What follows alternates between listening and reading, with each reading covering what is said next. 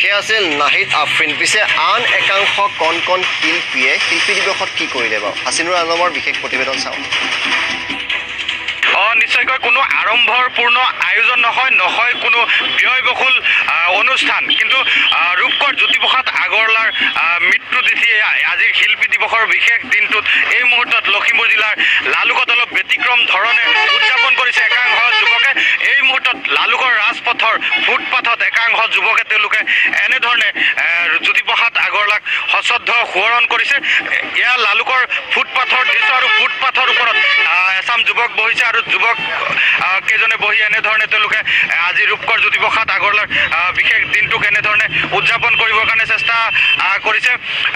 ছাত্ৰ মুক্তি সংগ্ৰাম সমিতিৰ উদ্যোগত এইসকল যুৱকে তেওঁলোকে মুক্তিৰ গান তেওঁলোকে এই বিশেষ শিৰোনামেৰে এই অনুষ্ঠানটো ফুটপাথৰ ওপৰত উপস্থাপন কৰিছে। মোৰ গানত জ্বলে শত যুগৰ কত অভিমান, মোৰ গানে বিচাৰে চিৰ দুখীয়াৰ চিৰ পৰিত্ৰাণ, এনেধৰণে তেওঁলোকে বিভিন্ন শ্লোগানেৰে আচলতে জ্যোতিপ্ৰসাদ আগৰৱালাই যিগৰাকী জনতাৰ শিল্পী আছিলে, সেইগৰাকী শিল্পী আচলতে কেনেধৰণে ৰাইজৰ মাজলৈ গৈছিল আৰু সেই প্ৰকৃত যেনেধৰণে আচলতে জ্যোতিপ্ৰসাদ আগৰৱালাই ৰাইজৰ মাজলৈ গৈছিলে, ঠিক তেনেধৰণে তেওঁলোকে আজি ফুটপাথৰ ওপৰত এনেধৰণৰ অনুষ্ঠান কৰি থকা দেখিবলৈ পোৱা গৈছে। মই আপোনাৰ ওচৰত আহিছোঁ, এটা ব্যতিক্ৰম চিন্তা আপোনালোকৰ মনলৈ কেনেকৈ আহিল?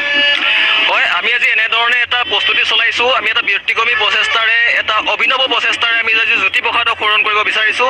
আচলতে আমাৰ এই প্ৰচেষ্টাটো আজি তথাকথিত পৰম্পৰাৰে জ্যোতিপ্ৰসাদক সোঁৱৰণ কৰাৰ বাবে এই প্ৰচেষ্টা নহয়। আমি আজি প্ৰচেষ্টা চলাইছোঁ, আজি আমি গোটেই শিল্পী সমাজক সোঁৱৰণ কৰিব বিচাৰিছোঁ। সেই শিল্পী সমাজে জ্যোতিপ্ৰসাদ আগৰৱালা, বিষ্ণু ৰাভা, তেওঁলোকে আচলতে কি বিচাৰিছিল গানৰ যোগেদি? তেওঁলোকৰ গান আছিল কিহৰ বাবে? তেওঁলোকৰ গান আছিল মুক্তিৰ বাবে। তেওঁলোকৰ গান আছিল যে দুখীয়াই দুখীয়াৰ পৰা মুক্তি পাব, দুখীয়াই দুখীয়াৰ পৰা চিৰদিনৰ বাবে পৰিত্ৰাণ পাব। তেনেকুৱা ধৰণৰ প্ৰচেষ্টাৰে তেওঁলোকৰ সেই সপোনেৰে তেওঁলোকে গান গাইছিল। গতিকে সেই সপোনবিলাকক তেওঁলোকৰ সেই আশাবিলাকক আজিৰ দিনটোত সম্পূৰ্ণভাৱে নস্যাৎ কৰা গৈছে।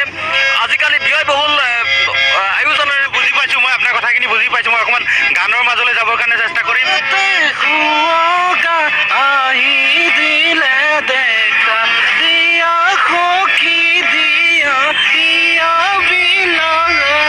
কি ক'ব আজি এই মুহূৰ্তত আপোনালোকে যিহেতু ফুটপাথৰ ওপৰত এনেধৰণৰ এটা কাৰ্যসূচী গ্ৰহণ কৰিছে?